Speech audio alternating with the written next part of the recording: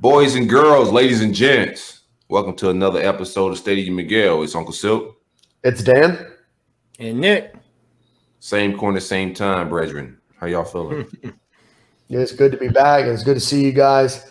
Had an epic family reunion weekend down in beautiful Lake Placid, Florida.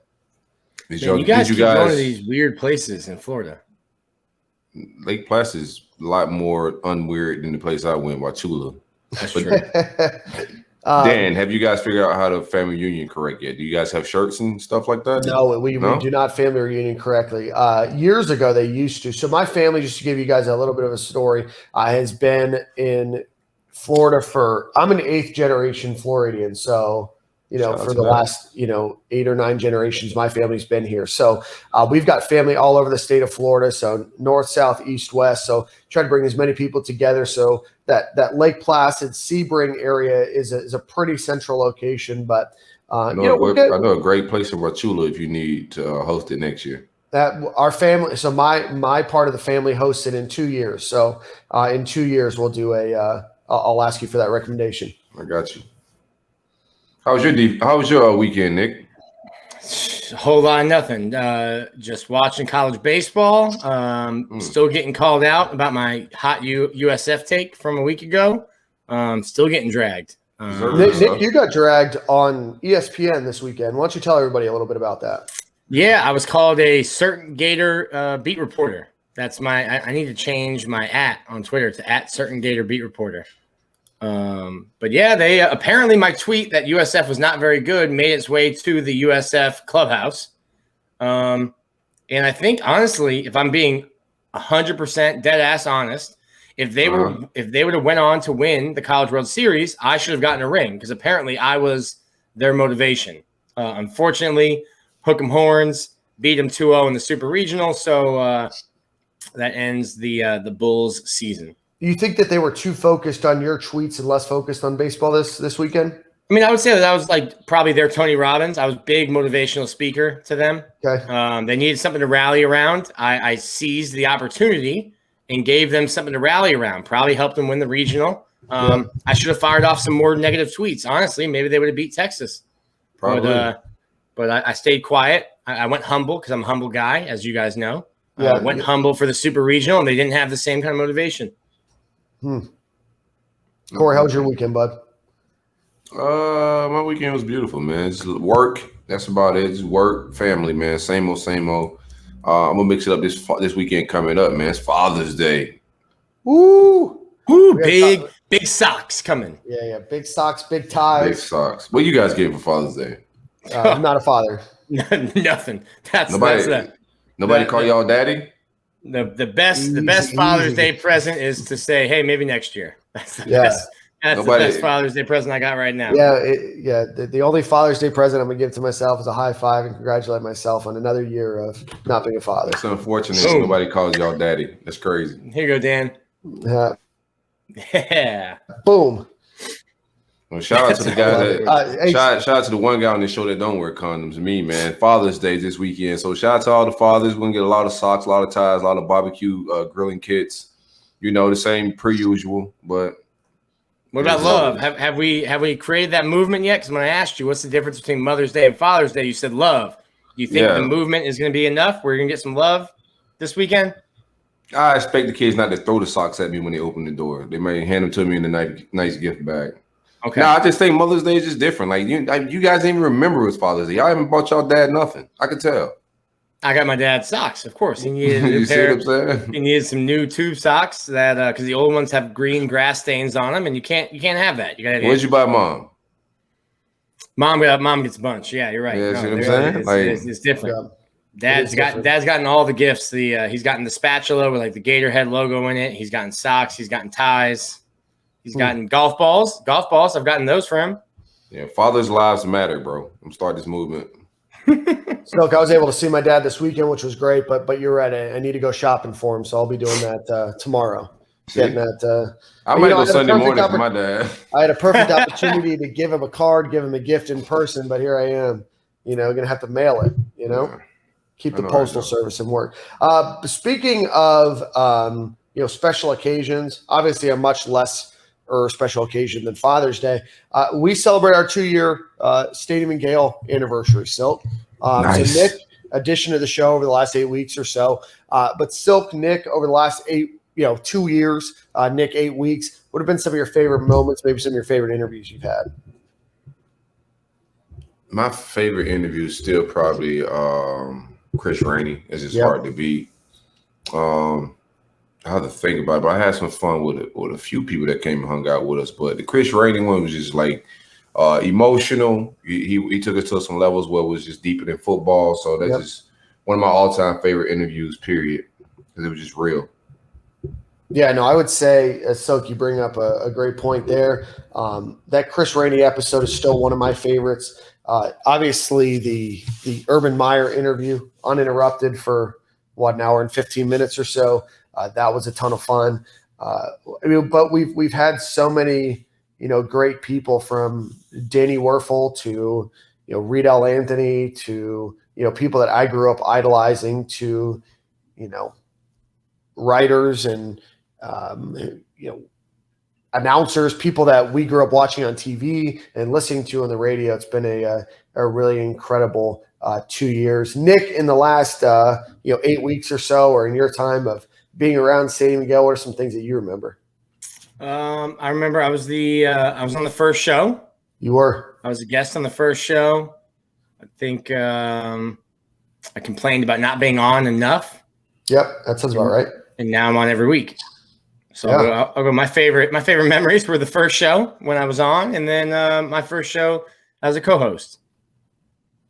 One of my favorite moments, I would say, off the show was Atlanta. Yep. Going to Atlanta, we linked up. All three linked up out there as well. Had a great ass time. A lot of fans pulled up. The love we got in Atlanta was crazy. Those are big bottles in Atlanta. Yeah, everywhere we pulled up, we just seemed like it was just a crowd of Stadium and Gale Gator fans that want to support and hang out with us. So that was just like, it's different when people can stream your stuff from the living room, but when they pull up out of town to come hang out and support with you, that just really made me know that we got something special and something dope. So shout out to that moment, Atlanta. Yeah, Atlanta was awesome. And shout out to everybody, people that are on Patreon, people that have bought our merchandise, people that listen every week, people that have subscribed, people that have rated, us 5 stars, people that have liked our podcast, people that have bought from our sponsors, anybody that keeps this show going. We really appreciate you. And it's been an awesome 2 years, and we're looking forward to many, many years to come. We're taking it up a notch, man. Every year we plan on doing it bigger and better. Me and Dan always talking about upgrading the product, man. So Harrison gonna be a great addition to the team. We got some on-campus stuff we're gonna do, but shout out to all the support thus far. Absolutely. Absolutely. Well, let's get our first guest on, Denny Thompson, who is the quarterback coach to Anthony Richardson and a bunch of other folks. But before we do that, let's give a shout out to our friends over at Lee Friedland of the law firm of Friedland and Associates. He's going to help you with auto accidents, medical malpractice, nursing home cases, criminal matters, and personal injury cases in every jurisdiction within the state of Florida. Give him a call at 1-800-95-INJURED or yourfightourbattle.com. Again, 1-800-95-INJURED or yourfightourbattle.com. Let's bring Denny Thompson on to the show. Denny, how are you, my friend? What's up, guys? How you guys doing? Good, man. Good. Good. Pleasure having you on. Can't complain, man. Good, We got a whole Good to be cavalcade of people that will do a brief intro just so you know who everybody is. Spencer and Cam do our social media, and Cam's our producer. Nick, myself, and Corey are the 3 hosts. So we appreciate you coming on, my dude. My pleasure, man. All right, perfect. So we'll just do a brief intro for you. We'll jump right in to everything, and then we'll just kind of round table discussion. And then I know you've got a hard stop, so we'll try to keep it 20 minutes or less. Sounds good. All right, cool. So 3, 2, 1. And joining us for the first time on Stadium and Gale is one of the most renowned quarterback coaches in the state of Florida and all across the country. It's Denny Thompson. Denny, how are you doing this evening? Doing fantastic, man. Thanks for having me on. Absolutely. So, Denny, you've been in the coaching game, I read, since 2002. You've obviously coached a number of positions. You've coached a ton of players. Tell us a little bit about your story and how you ultimately got to, being in the position you're at now. Yeah, man. coached for a while in the high school game. That came to a sudden halt when I got the largest fine in high school history for recruiting violations at a small private school. Laugh about it now, but it sucked at the time. And so started getting into, I'd coached quarterbacks. I was an offensive coordinator. Had a couple of parents hit me up and said, hey, do you mind training our kid? And so it kind of started by accident. Started doing that in 2011, 2012, somewhere right around there. One thing led to another. Had some really good quarterbacks early on that made me look really good. And so fast forward now, and we've had, a lot of success. Got to do a lot of really dope stuff with some awesome guys, and now we've, got a whole business out of it. That's awesome, man. So how do you make that transition from, being a coach and then starting, into a private coaching career, and then ultimately how do you turn that into a career rather than just a hobby or something you do on the side? It's funny. I get that question a lot, and it's the truth is I don't know that anybody really knows how it happens other than you have to do a lot of work for free early on. Right. And I don't think for me, I didn't find it realistic to think that I was ever going to do this to the level that we've been blessed to do it. It just kind of happened. And like I said earlier, you get some guys that you kind of attach your name to. It's right or wrong. It kind of just happens. And the reality is those guys are really good. And I'm not sure how much early on we did for them. Looking back, they probably did more for us. But now it's an awesome life, and you just work with the guys, and you listen to them and you talk to them, and you try not to be a know-it-all, but you try to learn from each guy that comes in. And that's been my experience. Now there's probably people a little more talented than I am that can do it a little better than I do. But for me, I think it's actually really almost arrogant to think that one person can develop a quarterback. And so you need the help of their team. You need the help of other coaches. You need the help of trainers. You need all that kind of stuff. And I've been blessed to have not only some good guys, but, really good team around me as well. Corey, you're on mute, bud. Yeah, sorry about that. I've been having that issue today. What is your relationship with Dan Mullen, the staff here, or other coaches around the country when doing this quarterback tutoring and coaching? What's that dynamic? Yeah, I had a really good relationship with Brian Johnson. Brian was my dude, man. I love Brian to death. So I hated to see him go. But bigger things for bigger guys. And Coach Mullen's been great to me. Anything that any questions I've ever had, he's been awesome. Obviously, he's top notch at what he does. I've met Coach Garrett McGee a couple of times. Don't really have the relationship with him as of yet that I had with Coach Johnson, but good relationships, across the country, and some that, maybe aren't so great. But, college coaches are a special breed now. I could never, ever be a college coach. I can't chase little kids around and recruit them. That's not happening. But, that's a big part of their job. But at the University of Florida, I've had great relationships, and it's been, I don't have a negative thing to say. Coach Hevesy is amazing. I got to know Coach Hevesy because I trained his son, Jack, who's now at Arkansas State. And he's an awesome dude, man. And so it's a staff full of good dudes down there. How do you start? You talk about, like, obviously their relationships. How do you start as a quarterback coach? You said you kind of like fell into it after the high school coaching. How do you start just building your brand and building those relationships? Because when you think about quarterback coaches, everyone's got their coach that they go to. Whether Emory goes back to Atlanta and goes back to Quincy, and I remember when Will Greer was at Florida, he would go back and he had his own guy and back at home in North Carolina. How do you start building those relationships with guys before they get to high school or college? I think it's easier now than what it was a few years ago. Obviously, not just for me because the brand's kind of been built, but Quincy and I are good friends, and Q and I kind of came through this thing together. And, honestly, I really just think it's a matter of educating yourself, knowing what you're talking about, being humble enough that, you're not always right. And there's more than one way to do it, and learning those different ways and learning what goes for different guys. I don't think that a trainer should supersede a coach in any way, shape, or form. Mm-hmm. There's some trainers that disagree with that. I want to work with the coaches. And then the other thing is, I don't think that if you are a quarterback developer, which I consider myself, not necessarily a trainer, I don't think all your guys should look the same. I think everybody's got different arm pass. Everybody's got different talents. Everybody's got different hold-ups to their game. You need to learn to work within their boundaries. And so I think once guys get comfortable, to answer your question directly, once guys get comfortable with you, and once you find that you are a good fit for that person, because that's not always the case, then you have not only a loyalty from their side, but a loyalty from your side as well. And hey, I'm looking out for that guy. I used to be, or I still am. I'm a Gator fan, but the reality is, I've got guys at Kentucky, and I've got guys at Georgia, and I pull for them. You develop that relationship that you just want to see them do well, and you want to do right by them. Once guys see that, that relationship just continues to evolve even after they go, to the college level, NFL level, whatever it is.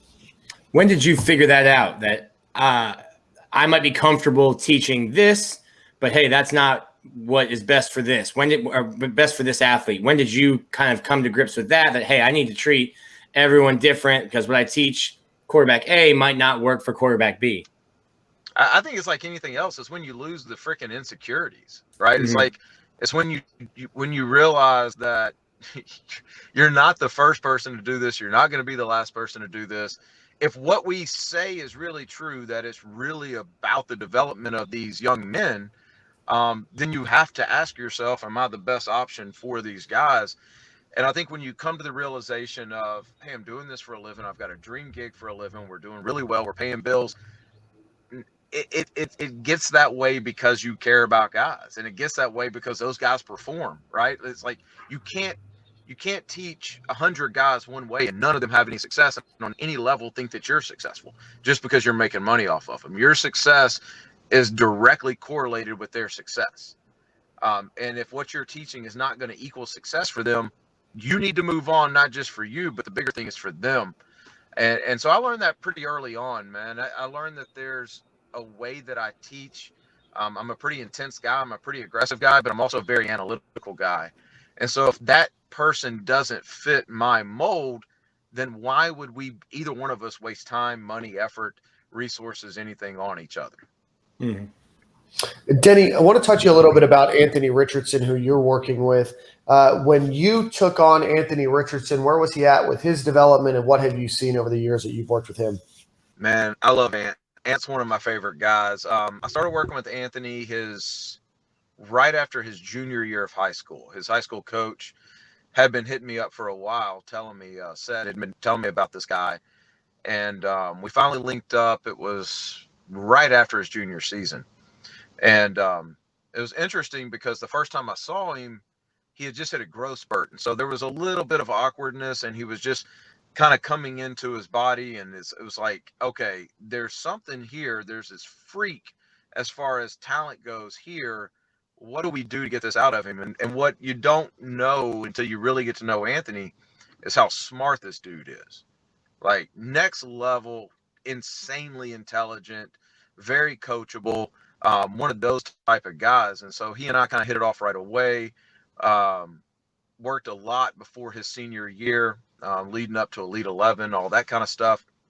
And it was cool just to see him develop as a passer, and things that it would take me a month and a half or 6 to 8 sessions to do with some guys, he was picking up in 2.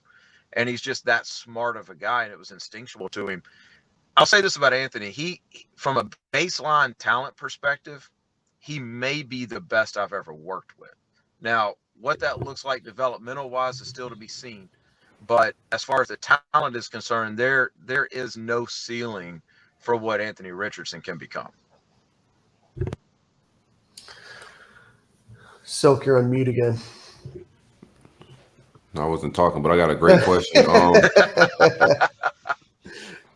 Do you think, just say let's play make believe. So if Emory just wasn't on the team right now, or like I don't want to say anything crazy, but just say Emory wasn't a possibility. Do you think Anthony Richardson is ready to play right now and lead a team? Yeah, I think so. I think he had some struggles last year not being the biggest guy on the field and just being able to tuck it and run cats over.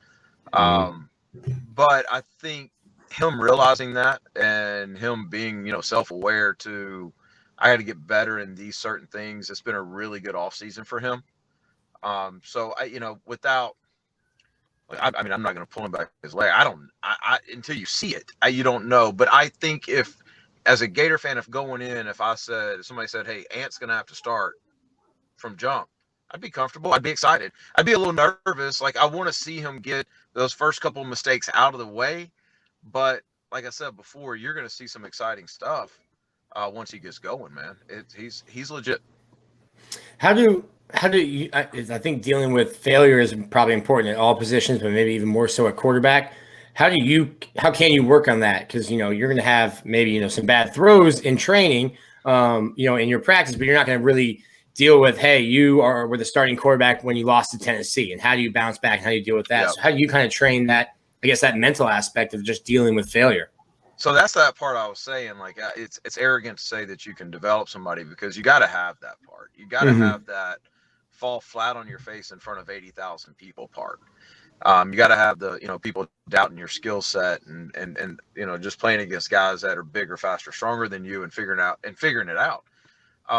But there are things that we do, in the facility and in general that kind of teach that, okay, when it happens, here's how we react to that. And, some people will call it, leadership training, stuff like that. It's really just real life crap, right? Like, it's just, you're going to have to learn it somewhere. Unfortunately, for these guys who are 19 years old, they're learning in front of 90,000 people. So on CBS at 3:30. Yeah. Yeah, exactly. So, can we? But I mean, these kids get like between you guys, the 707, the All-Star camps, they get a lot more exposure to kind of warm them up to that. So on the mental side, what do you do, like, as far as prep like that, like in-game wise? What you do? Just give these guys pointers or just motivational tips to get them through games? No, one of the things, that's a great question. One of the things that that we do is just surround them with people who've been through it. Is making sure that when they're in town, we're having, guys who have already been through that just with them. Because look, I'm 45 and was never able to do it at that level. So are they really going to listen to me? They trust me and all that kind of stuff. But they're not going to listen to me the way they listen to, Gardner Minshew, or the way they listen to Mac Jones or somebody like that. So we just try to link them up with guys like that. In Ant's case, he's really close with Jeff Sims at Georgia Tech. And I'm not sure there's anybody in the country more capable of telling somebody about highs and lows, because, man, that dude, the highest of highs, the lowest of lows last year at Georgia Tech. And so I know they've had a ton of discussions.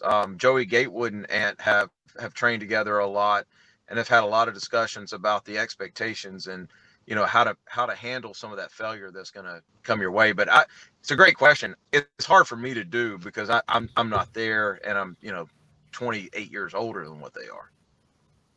I got a not great question. This is probably just me being the sports writer. I look at Anthony and I've called him like baby Cam Newton. I'm not trying to like put him in a box, but just like size and skill set wise, I've seen the kind of arm talent he has. Obviously in high school, watch him just running dudes over. You probably don't like to compare, but what do you think is his ceiling? What's his potential? He might not be baby Cam Newton because he's big. He's big already. Yeah, that's the thing. And I think, I've said this about some other guys about Cam Newton.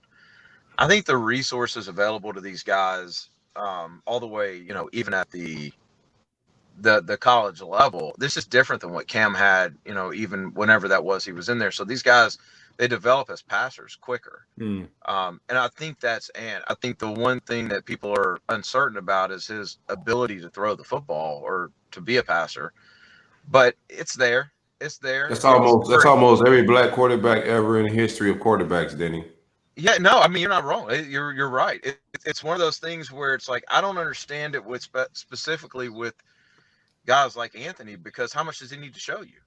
Like the guy, anytime he's been questioned about his ability to throw, whether it's, Elite 11 against some of the best, or, even at Florida practices, he's answered every call. So I think guys get a bad rap when I think that Cam Newton connotation in some ways, to your point, man, is like, it means you're a running quarterback.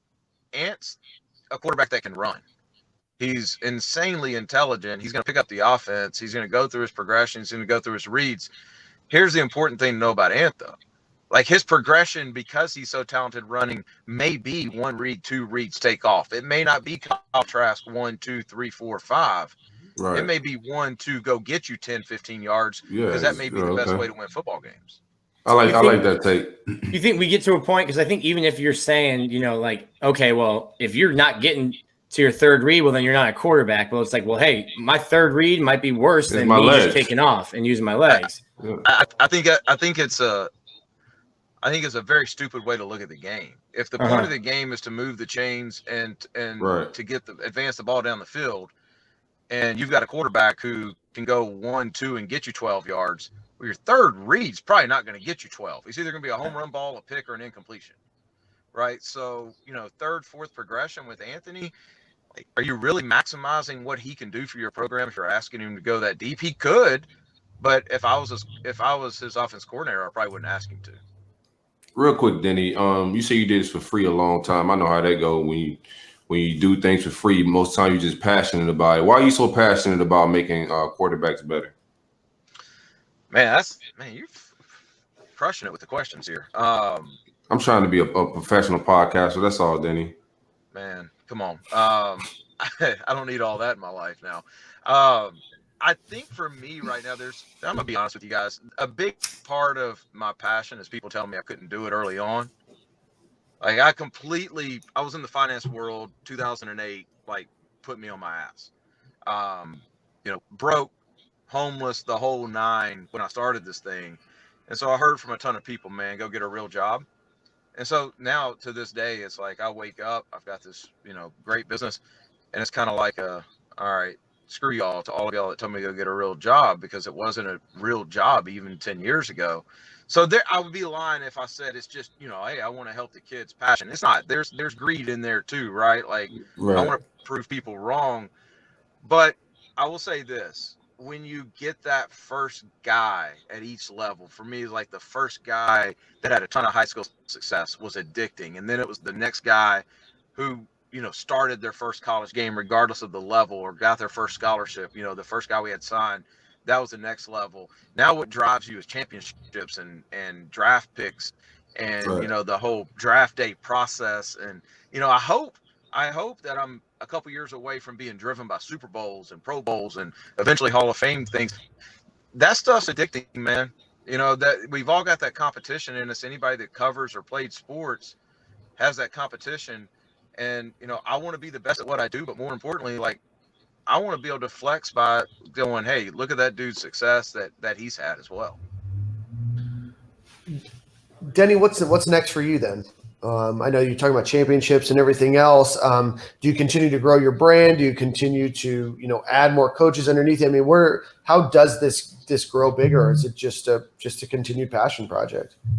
For me, it's not about growing bigger. It's really not. Yeah. In fact, I was telling somebody today, I kind of miss the days of having, 20 quarterbacks and just me. We have 5 coaches on staff now. We have a whole facility overhead payroll. Like the 1st and 15th isn't fun anymore. Right. So it's for me, where my passion is now is in 2 areas. Is one, like how can we push the envelope on resources?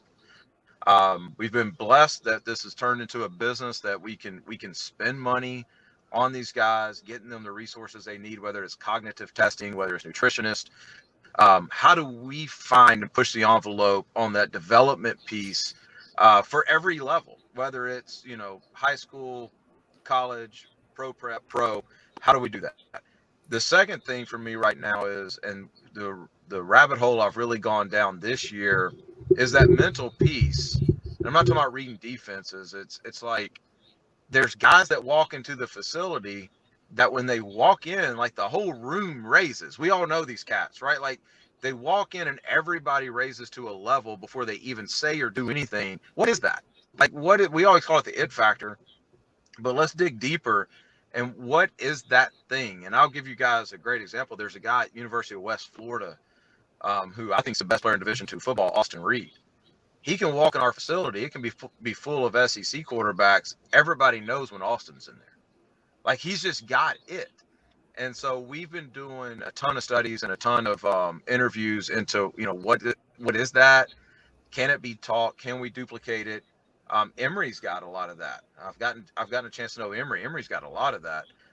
How do we develop that into guys? And for us, kind of that's that next step for our development process.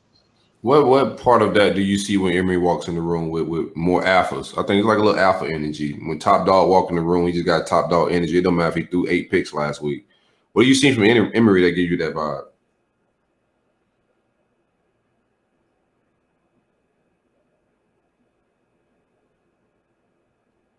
Did I go out? No, Denny, did you hear that question? I don't think he hears us. I think we lost him. Hey, you back? Yeah, you hear us? Yeah, can you hear us? I think he's lagging a little bit.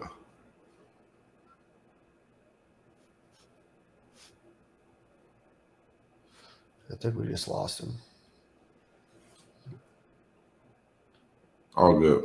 I just removed him, so hopefully he'll come Come back. Yeah. This was a good ass interview, by the way. Yeah, dude. All right, let's see if we can. Nope. All right. It was a good interview. Dude, I didn't know he was 45. He didn't look 45. No, I didn't know he was 45. So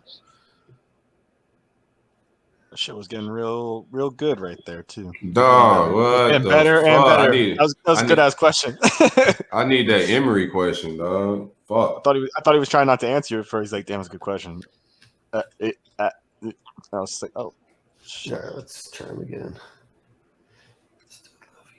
Tell me we got like 2 more questions. He can go about his day. Yeah.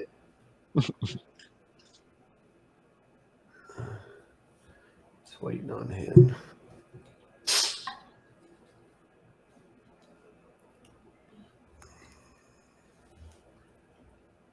Every time I prep for these interviews, I don't ask like half the shit I write down. That's why I hate prepping.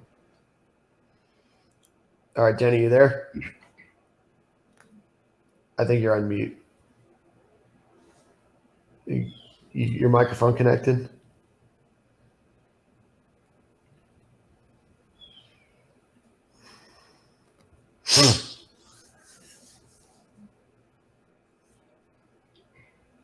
Can you hear us, Danny?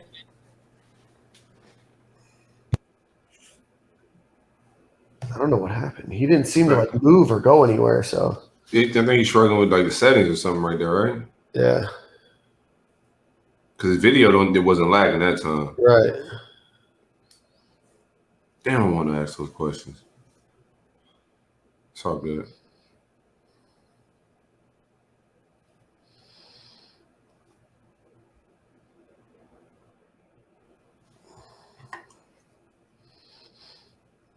Hopefully he gets back on here in a second. Nothing. Can't hear you. Your mic, man. Check your mic settings real quick.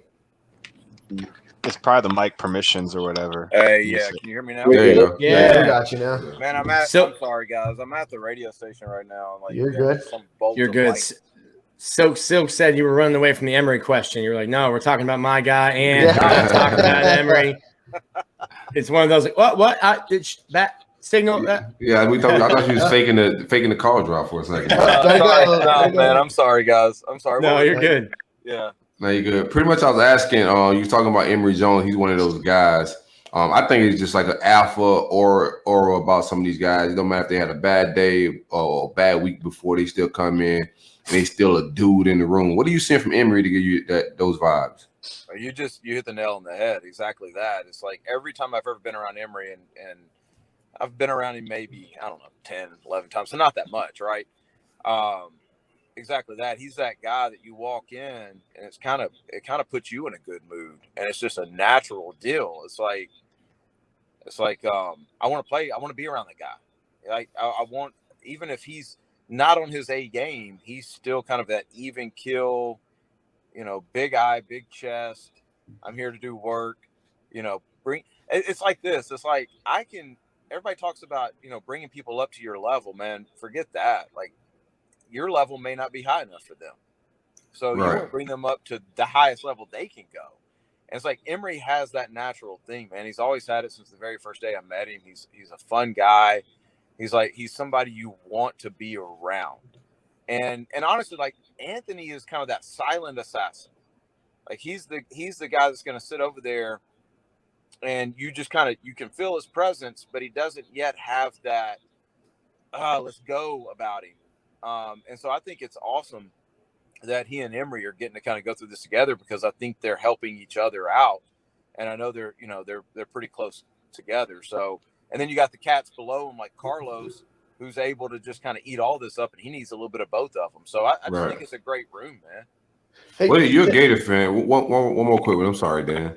You're a Gator fan. Emory's been getting a lot of talk and a lot of hype this offseason. I know, like, the average Gator fan can't wait to see Anthony Richardson, because that's just how he is, you know? Yep. We can't help it. What are your expectations for Emory this fall?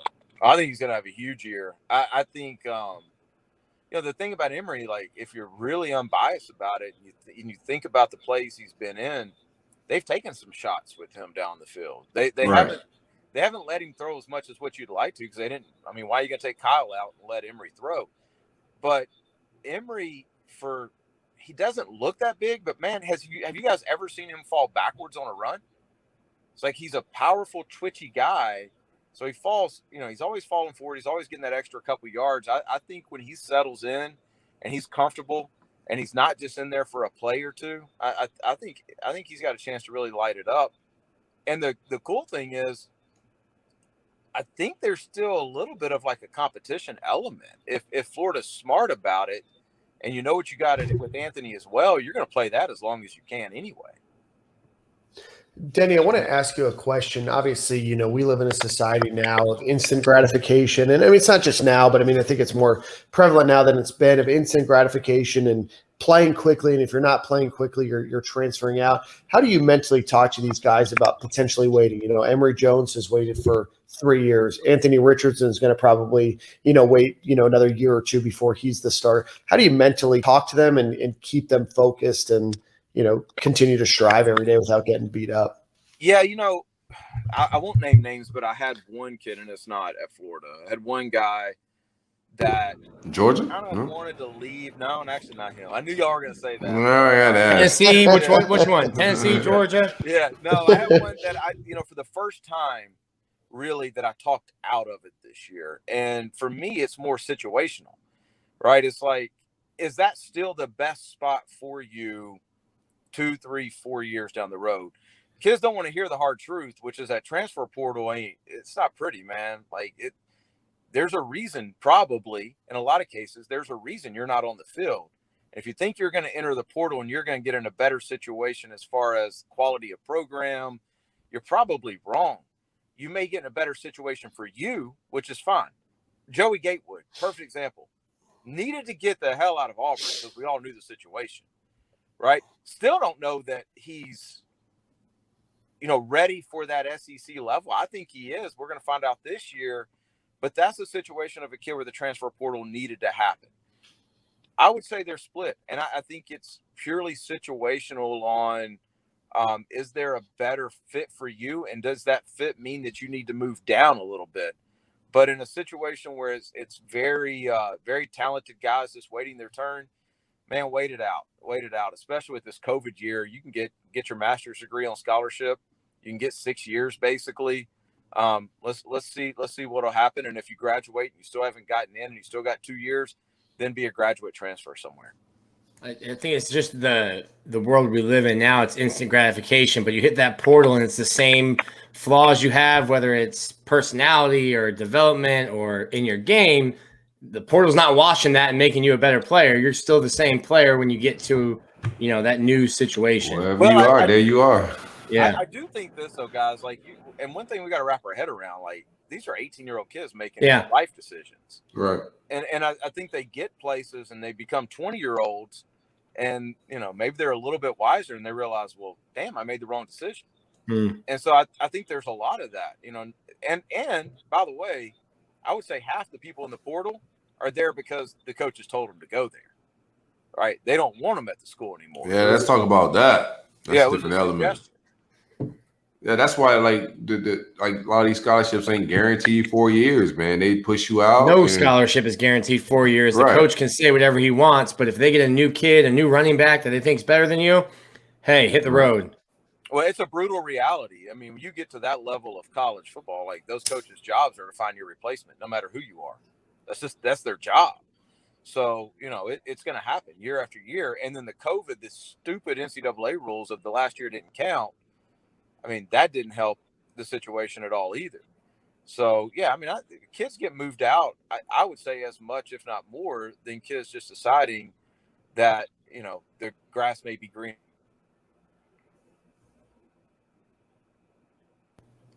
Yeah, I think there's a lot of that processing. Well, that decommit that de-recruiting happens real quick when you get on campus. When you're that senior in high school, you're the best thing that's ever happened to the game of football.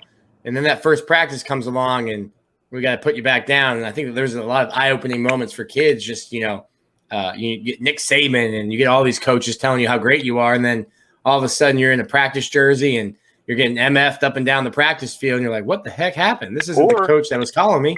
Or you're promised that you're the guy and you go in there and next thing you know, they've signed 2 graduate transfers. Mm-hmm. And, it's okay for them to lie.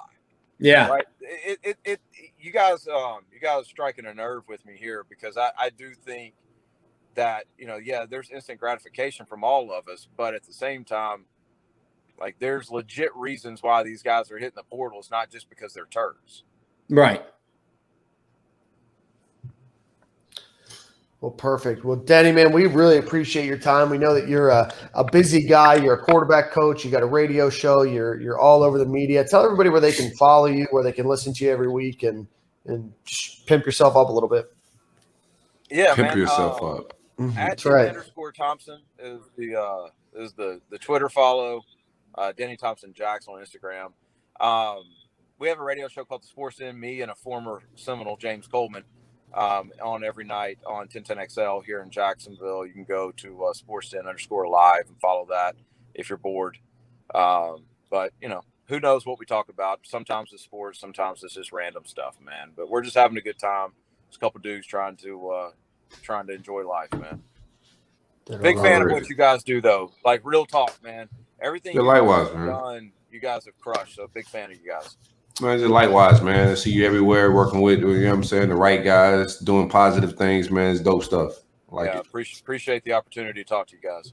Absolutely. Right. We're looking forward to having you on again in the future, man. It's been a pleasure, and enjoy the rest of your evening. Appreciate it, Danny. Anytime, man. Awesome. Thanks. All right, see you. Denny Thompson, that was a great interview. Really just a great down-to-earth guy, exceptionally knowledgeable, very well connected. Glad to have him on Stadium and Gale this week.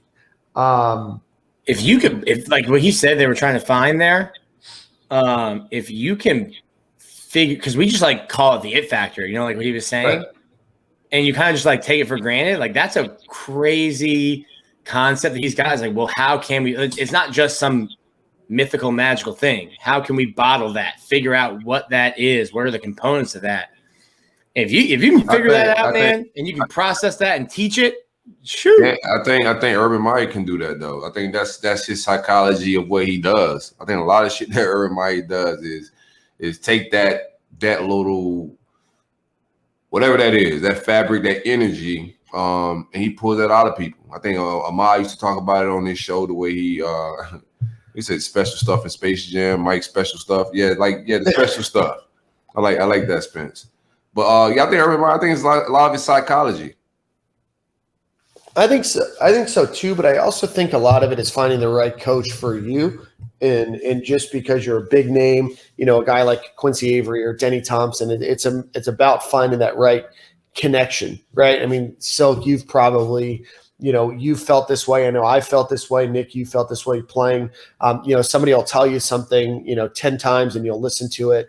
0 of those times somebody else maybe says it, or shows it a little bit differently or explains it a little bit differently. All of a sudden somebody gets it and you tell somebody you learned that, and all of a sudden that person's like, I've been telling you that all this time. It's like, yeah, but just this one example or this one time showed you that, so Denny's got a great reputation. I want to get him back on the show and learn more a little bit about that recruiting story.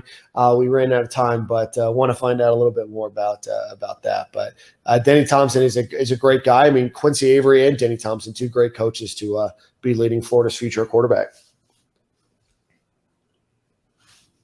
Dope interview. Great conversation. Yeah, Silk, you were on it. You were on your questions. Yeah, I mean, I wasn't last week. I kind of jumped in. I listened back. I wasn't on my A game. I was kind of flustered getting in from Suns game, joining while the interview was going. I was just a little off. It was an okay interview, but I could have done better. I left some points on the field, so I had to make up for it today. Well, I appreciate points on the field. I appreciate you coming with your A game today. So, speaking of A games, make sure that your roof has an A game entering hurricane season. Give our friends over at Roof Soldier a call at 1-877-ROOFS-FL. Again, 877-766-3735 if you need a roof replacement or a repair. Give them a call, 1-877-ROOFS-FL. Visit them at roofsoldier.com. Mention Stadium and Gale and get $1,000 off any roof replacement. Let's get into recruiting a bit. The Gators had a big weekend when it came to recruiting this past weekend with a bunch of names. I'll go through them and then maybe we'll give some commentary, some group commentary, and then dive in a little bit deeper. But this weekend, the Gators hosted a number of visitors, including the likes of Kamari Wilson, Miles Pollard, George Pettaway, Shamar Stewart, and Francois Knowlton, who was a commit. It is one of his first visits to campus since he's been committed for quite some time. And then a host of 2023 and 2024 prospects, as well as Drew Shelton, who's a Penn State commit, offensive lineman that's committed, that's playing down at IMG Academy. The Gators also had visits from Jamarion Miller, who's a 3-star running back out of Tyler, Texas. Julian Humphrey, the cornerback commit, Quayshawn Sapp, and then the number two tight end, Oscar Delp, and then finally 5-star defensive tackle, Walter Nolan as well. So, boys, any thoughts, any conversations, any rumors from this weekend in the recruiting world? I think getting Walter Nolan back on campus was probably a big deal. Yeah, a lot. That was a huge deal. Big Smoke. He's busy. He still got a top 4. Looking at late July, early August for a decision date. There's been a lot of rumors and smoke out there, man. But you just gotta let it all play out. It's gonna be a long 3, 4, 5 weeks, however long this takes, man. But I think he'll get back on campus again before he decides. I mean, I always say follow the visits, don't follow the tweets. Right. And I mean, that's like, right away. You get a visit and then say, I'm shutting down my recruitment. You're thinking, oh, that's good.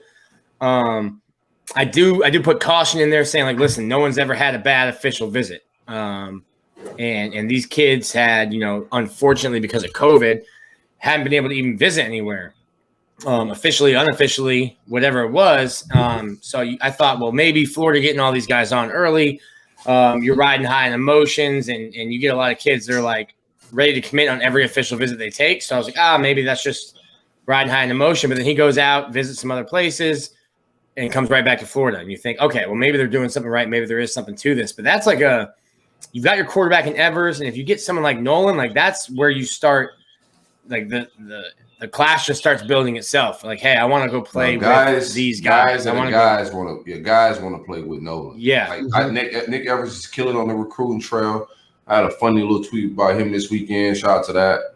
Got some steam going. But Nick Evers is killing on the recruiting trail. But we get a 5-star night like Nolan that guys just want to play with, and he's saying that a lot of guys want to play with him.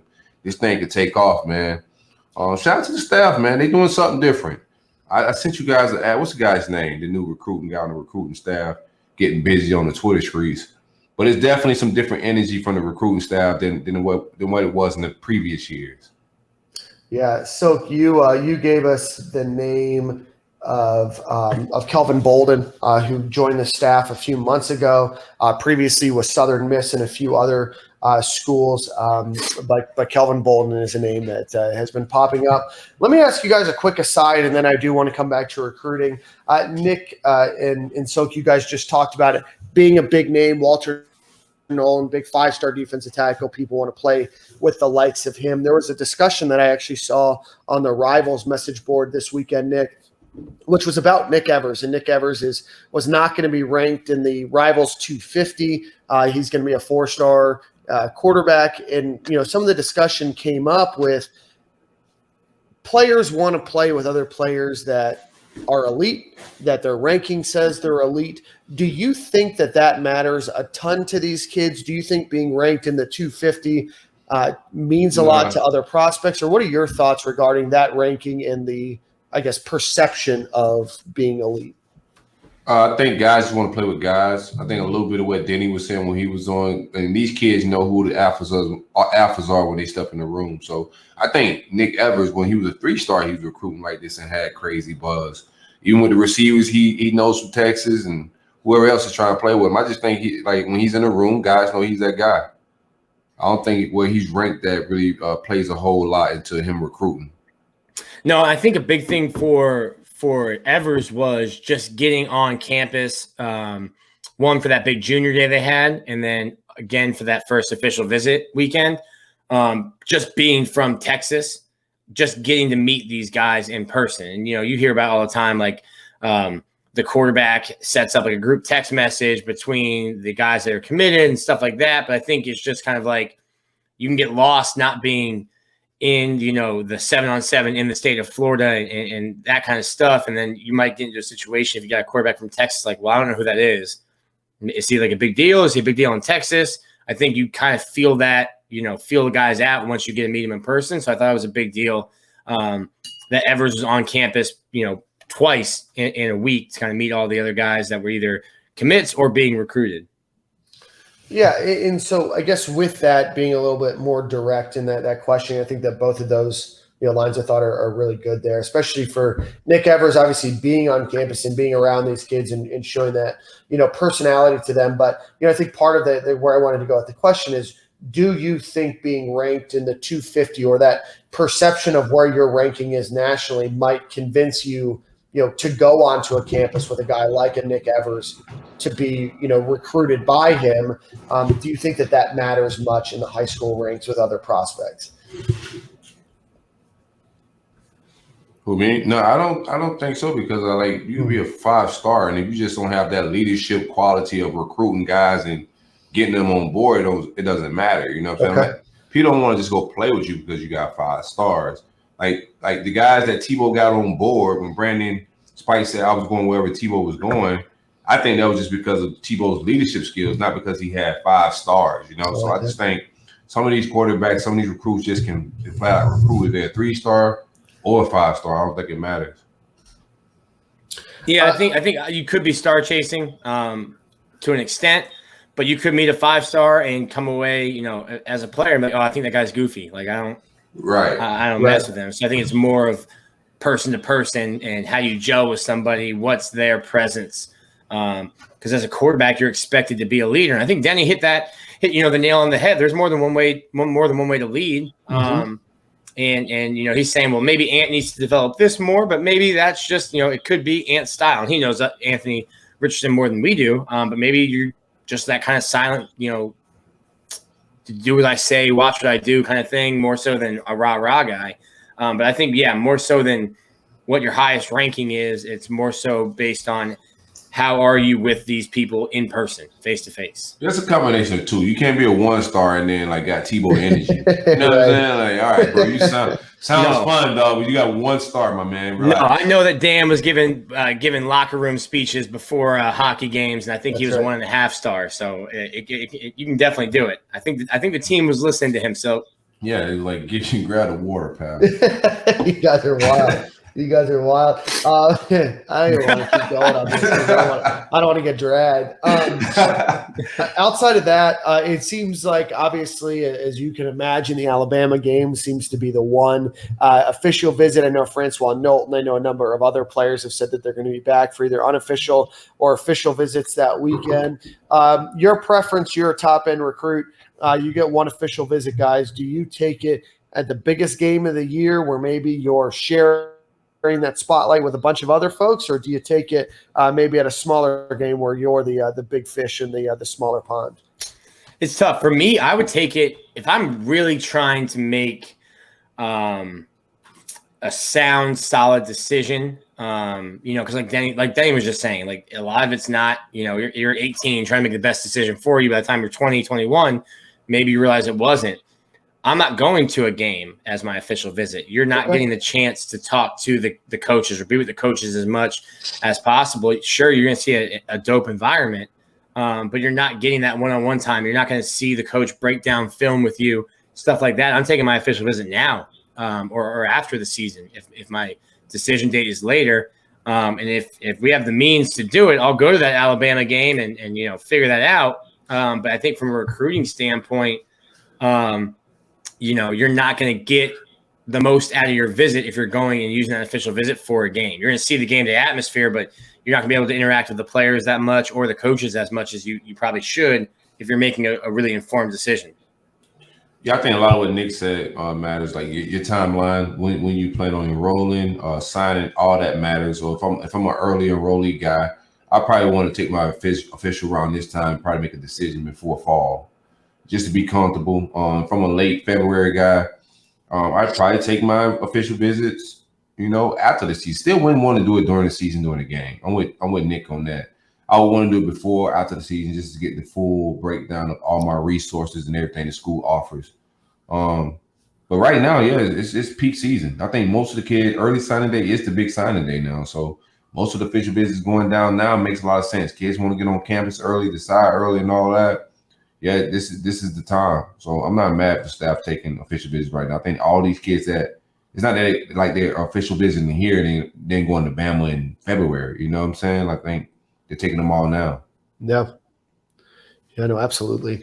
So we're going to be looking out for obviously a lot more recruiting news over the next couple of weeks. It's hard to believe the recruiting calendar where kids have been coming onto campus has only been up for 13 days. But Florida has hosted dozens and dozens of potential prospects and potential players. So far, every review, whether like you believe what Nick says or not, every official visit, every unofficial visit is going to go pretty well.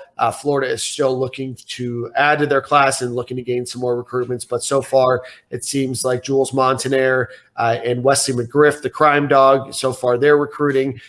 Reviews have come back favorably. And then even the assistant players of personnel, Kelvin Bolden, those kind of folks, there seems to be a lot of talk about those guys.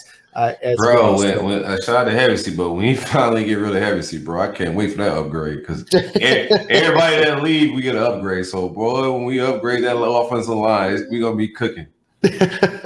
Oh man! All right, brother. Oh, geez, I like your rebuttal, Dan. That's right. Man. Yeah. I'm just trying to keep that in with the coaching staff. Just trying to. I feel you. I'm just saying, man. I'm just John Hevesy on next week. Yeah. Everybody that's left, we've upgraded. That's all I'm saying. Hey, if we could get Rod English on the show after some of the slander we had about him, nothing is impossible, Nick. But he came on with some heat. He wanted to smoke. Oh, he was ready to battle. He was ready to fight. He took some questions that were very impersonal, very personally. So shout out to Ron English. Let's give a shout out to our friends. You probably heard about me calling him Larry English for like a year and a half. So. Give a shout out to our friend Carlton Black with Cardinal Financial, who's licensed in Florida, Georgia, Tennessee, and Virginia. So he's going to help with many different types of home loans, including conventional loans, FHA loans, VA loans, fixed rate loans, adjustable rate mortgages, and more. If you're looking for help for construction with a one-time close or even down payment assistance, give him a call. I'll help you refinance as well. Also, if you're a real estate agent looking to partner with a mortgage broker, give Carlton a call at cardinalfinancial.com, 404-769-5501, or carlton.black@cardinalfinancial.com. Again, Carlton Black, Cardinal Financial, 404-769-5501. Nick, let's the only thing, real quick, the only thing that Jules have done wrong since being hired was put on Gravon's jersey. Outside of that, I just want to give, Mr. Sapase some flowers. He's been doing okay. He's been doing great. The mustache is still a surprise every time I see it. He looks like a cop, but I'll allow it. You'll allow it? The feds. He's the feds. He is definitely he looks like the Federales, Dan, but the Federales. What are you gonna do? He's landing guys. What are you gonna do? He's recruiting well, right? Yeah. It doesn't become slander until the recruiting turns south, right? Who knew a Haitian recruiter would work in Florida? I knew. Yeah, right. Yeah, hindsight. All right, what we got next? All right, let's talk a little bit about baseball. Then we got a bunch of other stuff to talk about. Nick, we already talked about you getting called out on ESPN, so shout out to you. Unfortunately, they didn't mention your name, so you didn't get any Twitter followers. Us? Nope, just Nick. Because it wasn't a good one. No, it wasn't a certain Gator podcaster. It was just a certain Gator beat writer. Yeah, I appreciate that, bro. I would appreciate if they put some respect on our name. Kevin O'Sullivan has announced that he's going to return. Nick, give us the details surrounding that, and was there ever any chance that he was going to leave?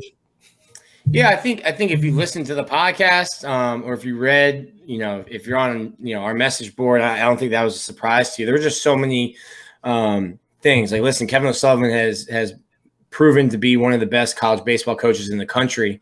So when a school like Texas comes open, when a school like LSU comes open, and honestly, South Carolina, they've won a couple national championships. They have a really feverish fan base when it comes to baseball. There were some rumors that Sully was going to take the South Carolina job. Those rumors are always going to pop up, and I just didn't think with Kevin O'Sullivan's family situation, with joint custody, also with the commitment Florida's made from a contractual standpoint to him and from a facility standpoint to him, I just didn't think it made sense right now.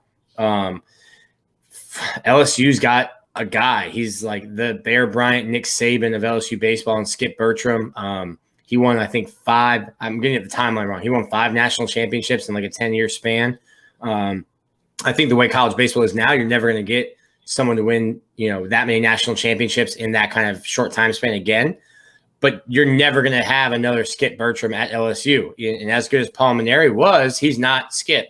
And Skip's still around. So not only are you trying to replace a guy who's unreplaceable, but he's also like sitting in the box watching you manage. And Sully has a chance to be that kind of figure at Florida. So it just didn't make sense to me. All the smoke was coming out of Baton Rouge.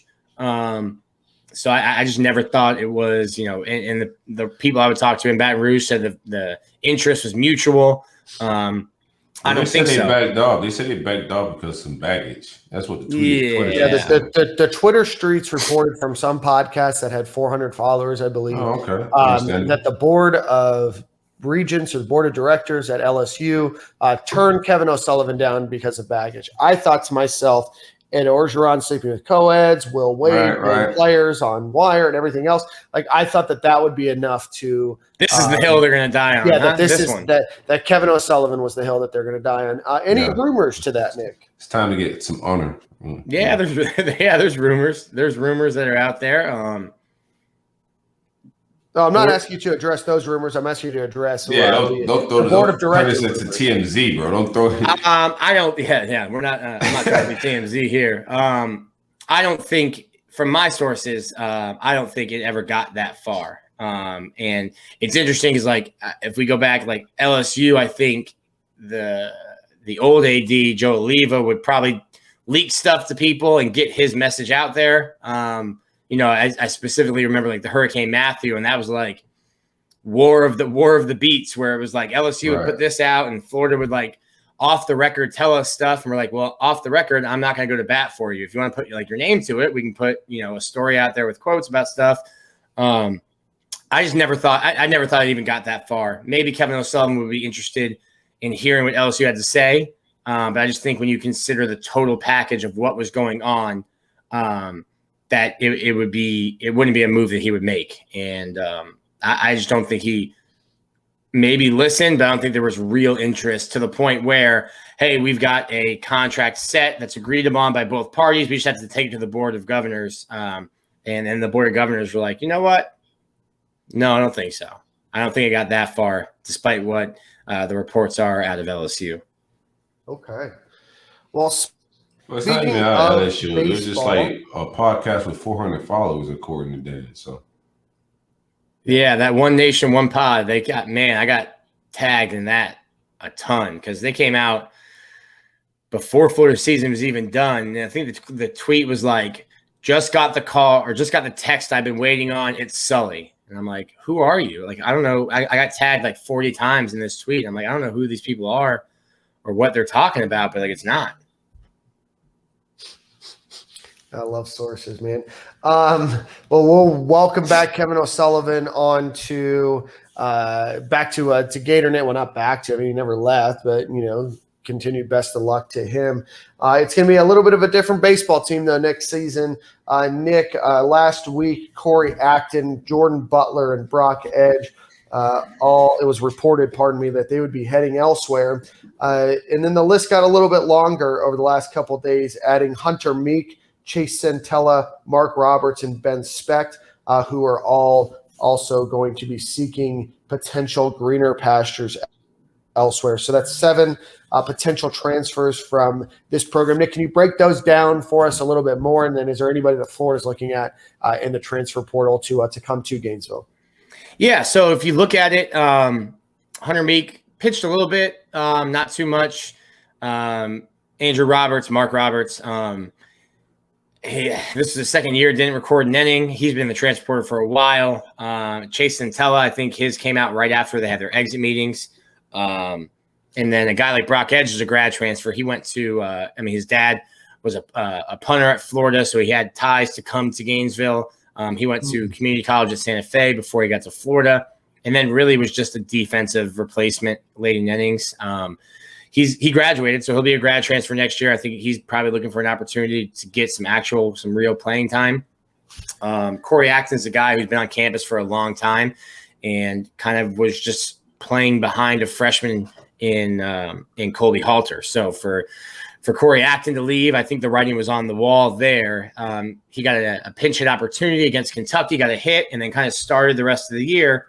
But then when I saw him get pinch hit for late in the regional against USF and then not play Saturday, that's when I thought, yeah, he's not going to come back. Didn't play for most of the year, and then they started the freshman again, in the elimination games. I saw the writing on the wall there. And I think Jordan Butler is a guy who got a lot of playing time early. I don't think a lot of people know. I think it was the Missouri week. He slid into second, caught a knee in the head, and got a concussion. He had been in a little bit of a slump before that, but then the concussion protocol kept him out for about 10 days. And that's when Kendrick Callaway just started hitting the cover off the ball. So he got Wally pipped a little bit. So I think the writing on the wall with those older guys was there. So not totally surprising. And then I think we're just in a day and age now where this is going to be normal, with one-time transfers and the SEC allowing guys to transfer inside the conference. I think you're going to see a lot of this stuff happen. You'll see even more of it after, the signing period. And Hector Rodriguez is working on a story for us. Florida's going to get a commitment from a catcher from Coastal Carolina. I'm blanking on the guy's name right now, but he's interviewing him. So it's not just an exodus. I think Florida's going to be looking probably for some older pitchers in the bullpen. The catcher, I think right now you really only have 2 with Mac Gassetti and Wyatt Langford, and Langford didn't play much this year. So I think Florida will try to get older in the transfer portal, because if you look at the roster coming back, they're going to be a really young team in 2022.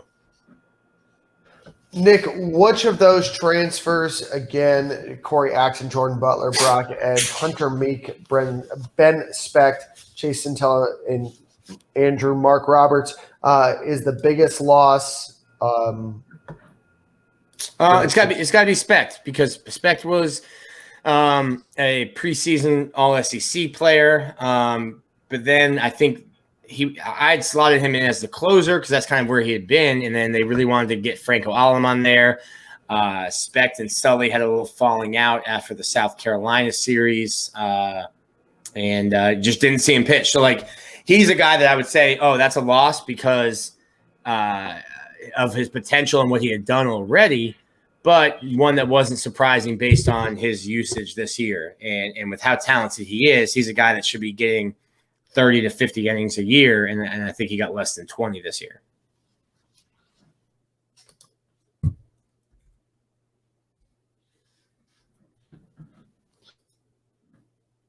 And the lookout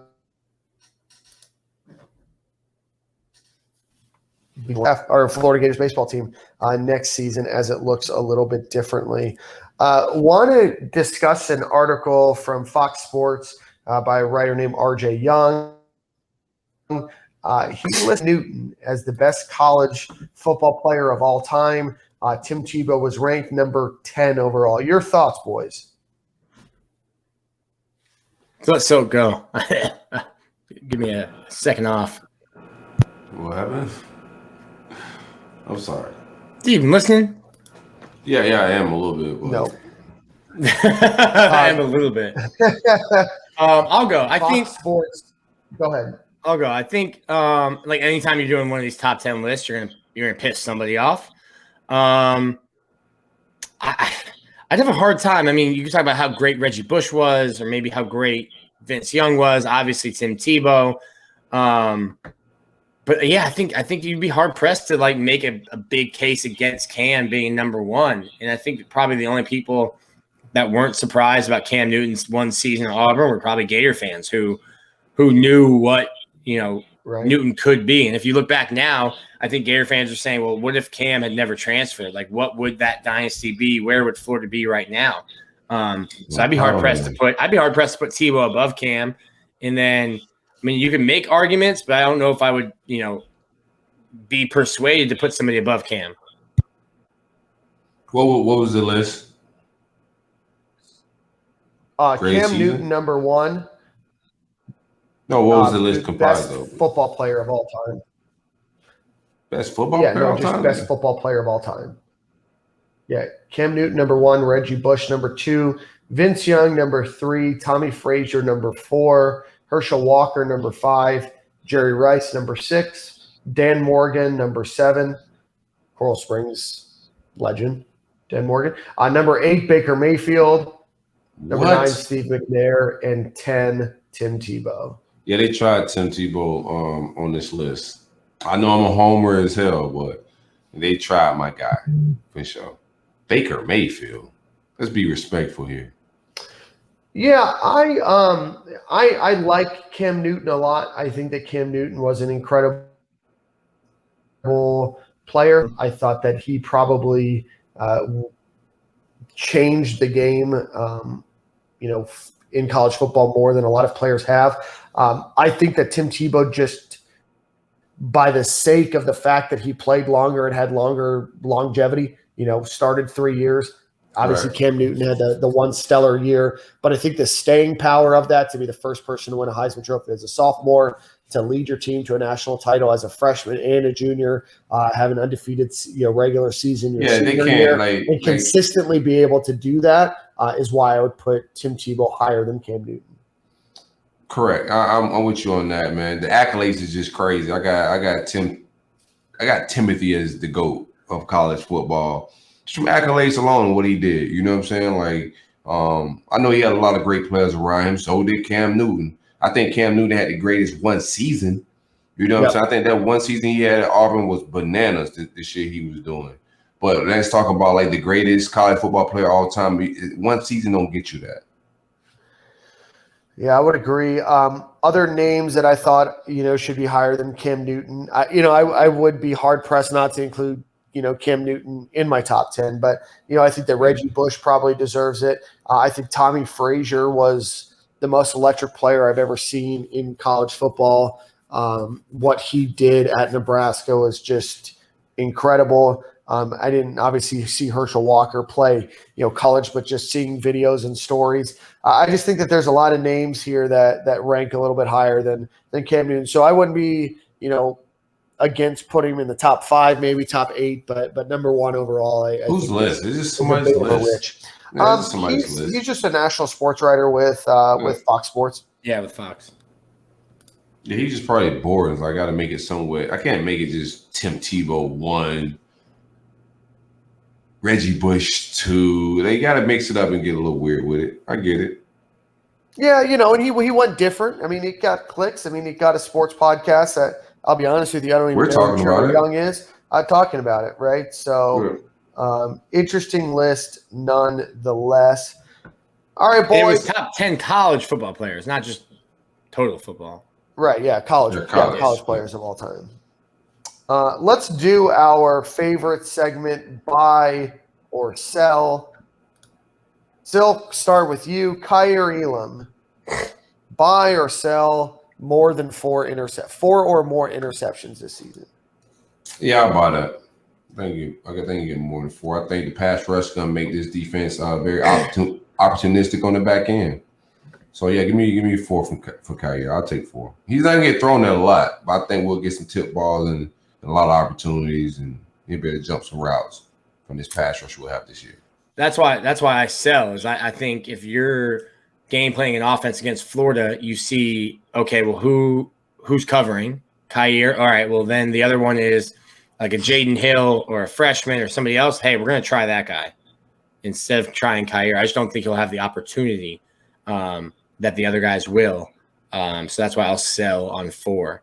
And a lot of times, like, listen, when guys have a ton of PBUs and, like, you might have a great game as a cornerback and you have, like, 1 pass breakup and 2 tackles. And you're like, well, is that a great game? Yeah, like, they caught 1 pass on him. He came up once and got 1 tackle and, like, to help the rush, but, like, they're just not trying him. That's, like, just a sign of respect. They scared me, fam. What do you want me to do? That's what I'm saying. Like, so, like, you look at a guy and he's like, oh, he had 10 interceptions. Like, well, why? How did he have so many opportunities? They were trying him or whatever it was, and that's a great season in its own right. But I'm thinking, like, I don't think Kyer gets enough opportunities to get his hands on 4. Yeah, I would agree with you.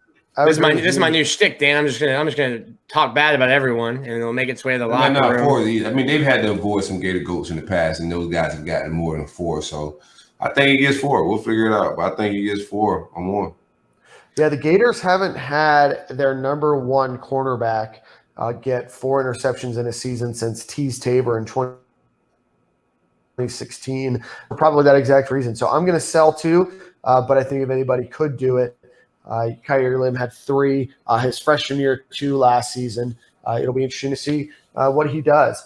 DeJuan Black, keep track a name that a lot of we need to keep track of these and keep a scoreboard. Oh, yeah, see, I'm gonna keep a track of it, man. Just 561 Homer over here. So the moment we're here for, I'm gonna let you guys know, man. You guys should buy me drinks and stuff.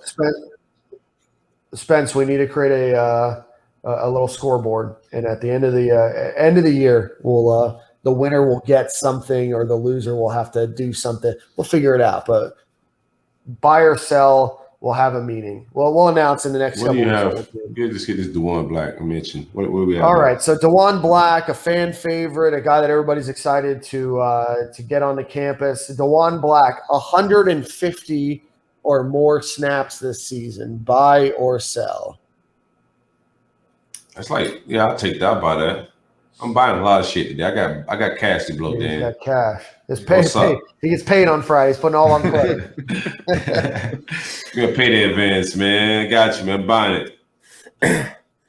That's tough. That's on him. Like, I think that's on him. Well, of course it is, Nick. to learn the playbook, because you're talking about a guy that's so versatile. That's hard to know and earn the coach's trust at 5 different positions. There's snaps at that position he's playing though, right? They pencil him in at nickel, right? That's what he penciled himself in on social media. Well, when you're doing Black, you should be. If I seen the nickel room, I would pencil myself in at nickel right now. If I had this, that's where I would put myself right now. Like if I want to get a spot on the team, you know what I'm saying? So shout out to DeJuan Black. I think he's gonna be fine at that spot. Until you find out that you have eligibility and you're penciling yourself in ahead of him. Why not? You know, Nichols wide open for the taking. I'll go by. I guess I don't know. I don't know if 150 is a lot. Who's gonna play in front of him? So 150 deserves it. So 150 is not a ton of snaps. You can imagine that Florida's going to play at least 12 regular season games and a bowl game at a minimum. So that's 13. So it's a little bit more than 10 per game. The average game usually has about 65 to 85 defensive snaps. Yeah, for sure. If you needed more information to make your informed decision. Yeah, I'll go by. That's not a lot.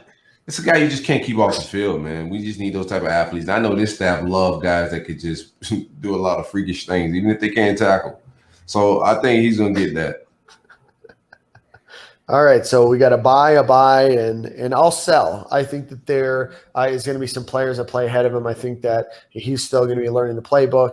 I think that he's talented, but I think that if he were to eclipse that number, it's going to be because of some time on special teams and things of that nature. But I'm going to sell because we have to have some disagreement in the show. Who y'all have at nickel, real quick, since y'all want to sell that? If it ain't DeJuan Black, go ahead and shoot me in the back of my head real quick. I think Kamar Wilcoxon is a guy that could play that role.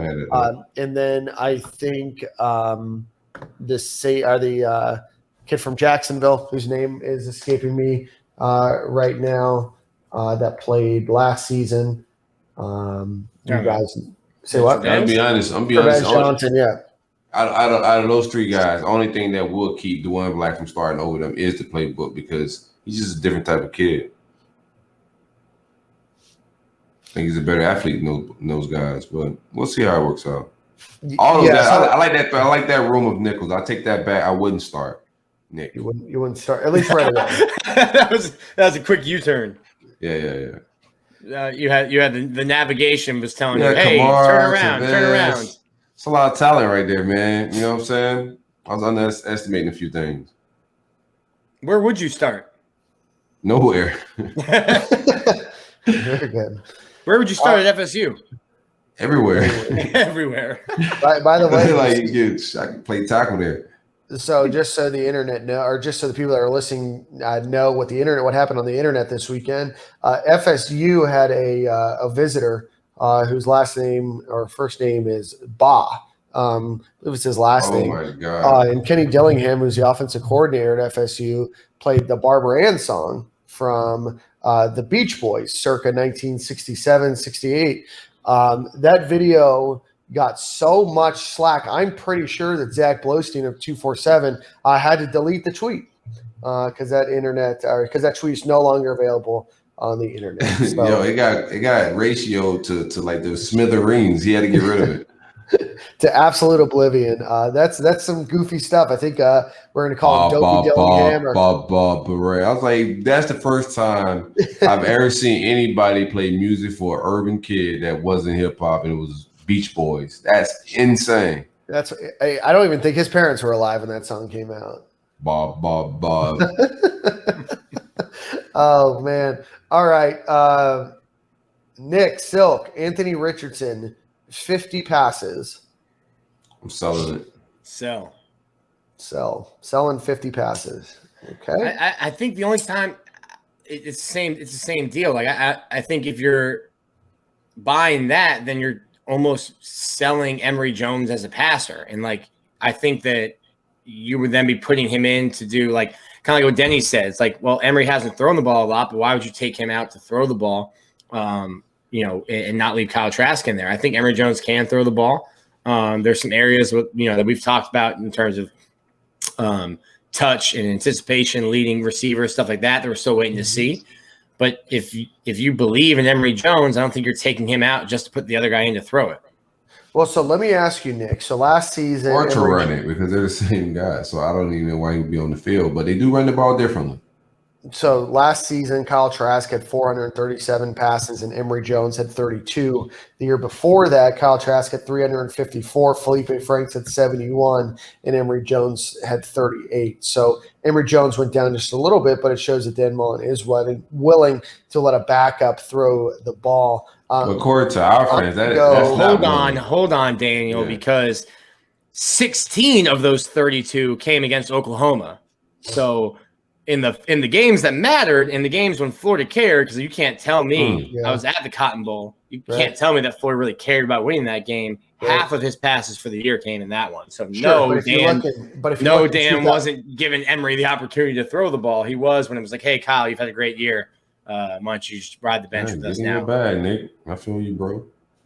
That 32 was that 32 is a lie. Dan tried to lead us astray. I see. Dan was those were not dandy facts. Both Dans tried to lead us astray with that 32. Yeah, those 32 that was not a dandy fact. Because I was about to say with 32. So if you look at 2019, just keep finding the stats that make your argument, Dan. Go ahead.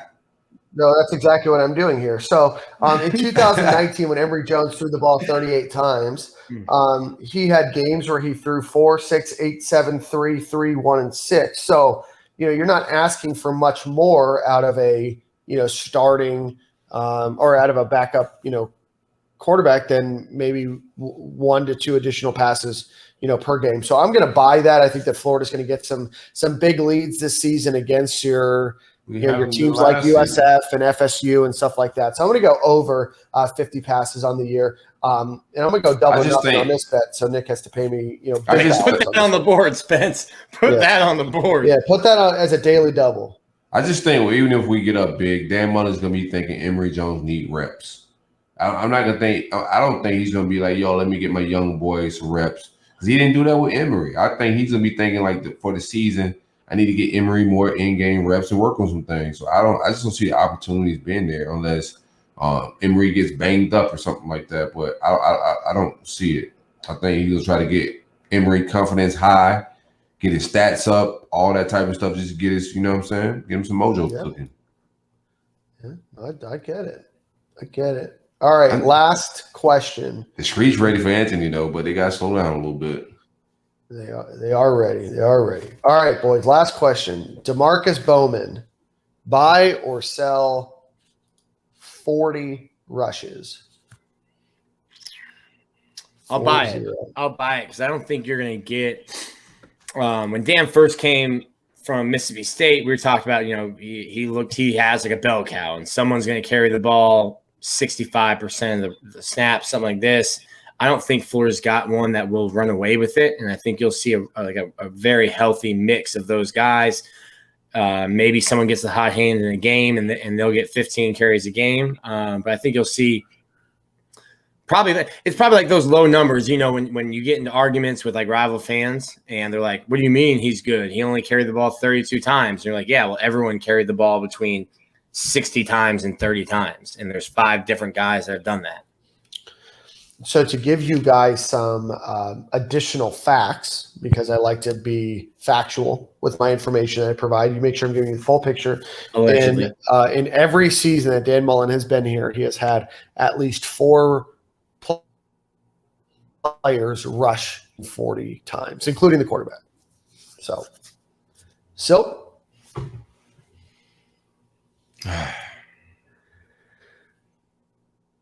what's up?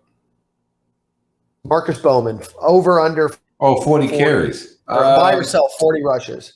Yeah, I like 40 rushes. I'm buying that. I got a lot of money to blow today. I got a better question for you. Are you buying it, Dan? What are you buying?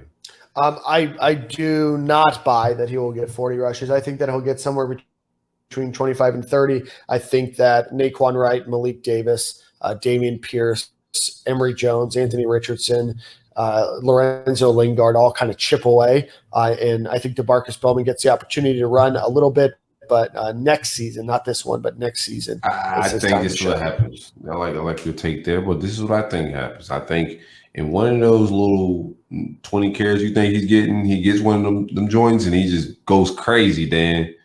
And then Dan, he forces his way up the depth chart, and then he gets more carries, and some gets somewhere around 40. I don't think he starts as one of the bell cow guys, but I think he starts picking up towards the end of the season when he makes the most of his opportunities. I like it. That ends this segment of Buy and Sell, and I think it's time for our Brunt Insurance ad read and little Gator news of the week. Shout out to the great folks at Brunt Insurance and Financial Services. My man Greg is the best when it comes to customer service. I called Greg after hours on a Friday, needing some insurance on the Cushaw Studios. The next day, he sent his worker back to the office after hours on a Friday to get me some insurance, man. So shout out to Greg, man. It's hard to find that type of customer service today.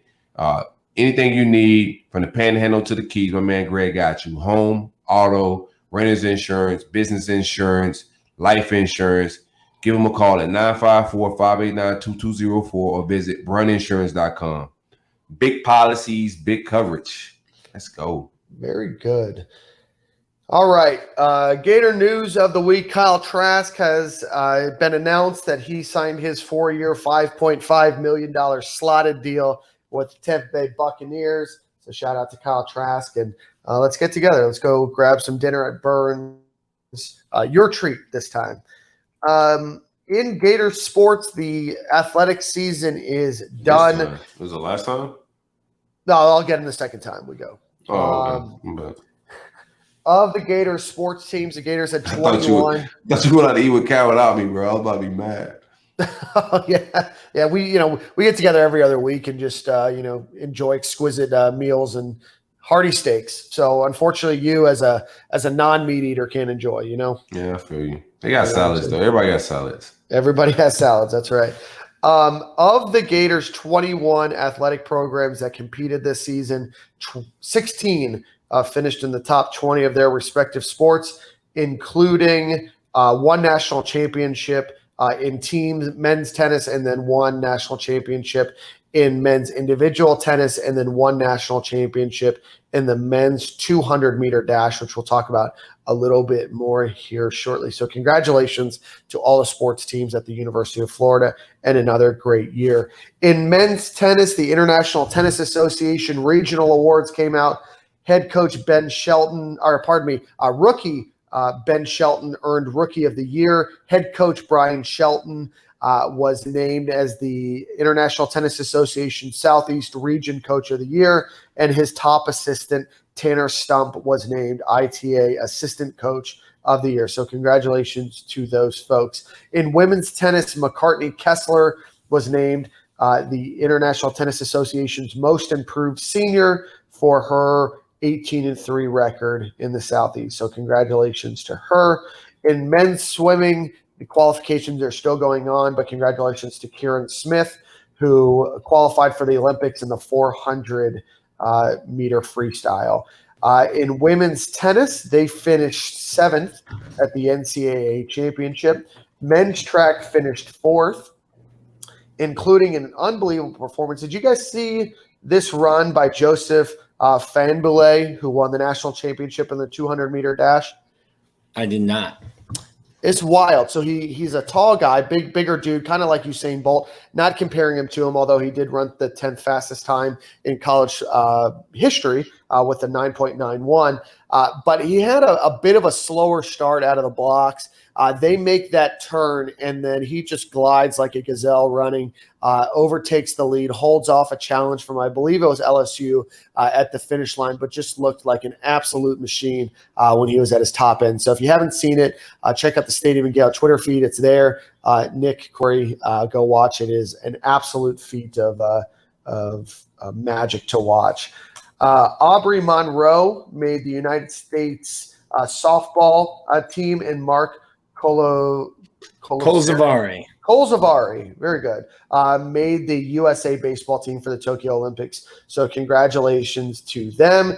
And then Nick, in very small minor baseball news, the Cape Cod Summer League is out, and it looks like, according to my count, about 6 players have made rosters, including Timmy Manning, Brandon Sproat, Hunter Barco, Nathan Hickey, Josh Rivera, and Colby Halter.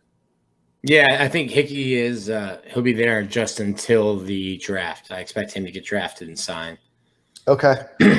So congratulations to those. Nick, tell us a little bit about that. Are they obviously they're not paid, but what is the Cape Cod Summer League? Are they playing just against other college kids, or what is the Summer League? Yeah, so the Cape Cod's the most prestigious. Like that's the one where there's a bunch of summer leagues. There's the Northwoods, the Coastal League, which is like in the Carolinas. But Cape Cod's the most famous one. It's a wood bat league, and you're going to be facing guys who are, the elite of the elite, and it's a huge in terms of MLB drafts, stuff like that. You go up, you stay with the host family. And it's a big deal up there. I would love to go up for a summer. I'm sure the Cape is beautiful. Nice 70-degree weather. It's already 147 in Gainesville. Summer's here, so it'd be a nice trip. But it's a really competitive summer league for these guys, and a great opportunity to get scouted by major league scouts and teams. Well, congratulations to those guys. I can think of worse places to spend my summer than Cape Cod. Well, boys, I think that brings us to the end of the show. Silk, did you get your package from Manscaped? Ooh. Not did you get your package, Manscaped, but did you get your package from Manscaped? My package is nice and looking because of Manscaped. I'll tell you that. But no, I got the package, but I haven't opened it.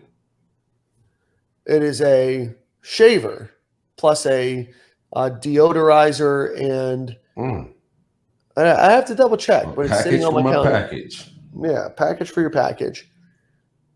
Something to make it smell nice. Shout out to the great folks at manscaped.com. We got some deodorizer, we got some deodorant, we got some clippers. What else we got in there, Daniel? So you have the Lawnmower 4.0, which everybody needs to own. You have the Weed Whacker, right? You have the ball deodorant, which we have consistently and will consistently talk about. Yeah, that's a regular necessity, fellas. So if you live in life without ball deodorant, you got musty balls out here, you're living unrighteous. See, I haven't gotten that package yet. I might just have to use code SG and have it sent to my house right now because I haven't gotten the deodorant, the powder. Also, it's not a powder. It's a lotion. Okay. Yeah, you got a musty package right now because you haven't got your package. I told you it's hot in Gainesville. Yeah, it's Father's Day, right? So not father. I'm not sure. Nobody calls him daddy, Dan.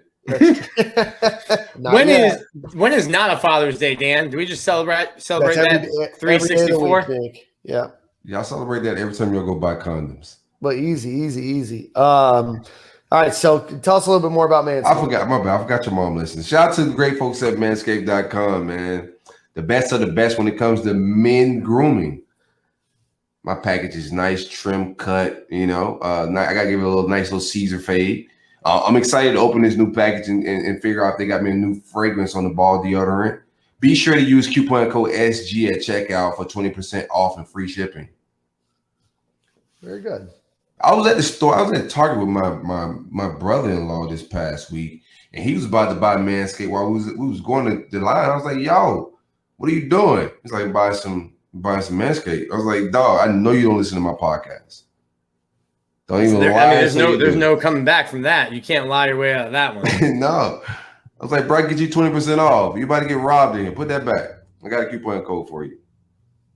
That's wild. We've been sponsored by Manscaped for a solid year, and he had no idea. Yeah, he lied to me while he listened to all my shows. Well, brings another great episode to an end. Silk, I believe you have the song of the week. He was bragging about it on Twitter too. Yeah, man. Should be ready. I am ready. Question. Don't rush greatness. I'm playing with Larry June. I'm going to go to Larry June, man. Grand Nash Chronicles. Nice little tune from a good fellow out of the San Francisco area, Nick. The Bay Area. Yeah, shout out to the Bay. Numbers. Hey. I just learned that Larry June was on tour with Post Malone. Yo, Larry June's fire, man. He's fire. Good. Looking forward to hearing my first song from Larry June. I'm not shocked by that. He's a numbers guy, Dan, so you get along with him. Larry Eugene Hendricks III. Looking forward to listening to your song, my friend. Hey, same corner, same time, man. Same quarter, same time. See you guys next week. Deuces.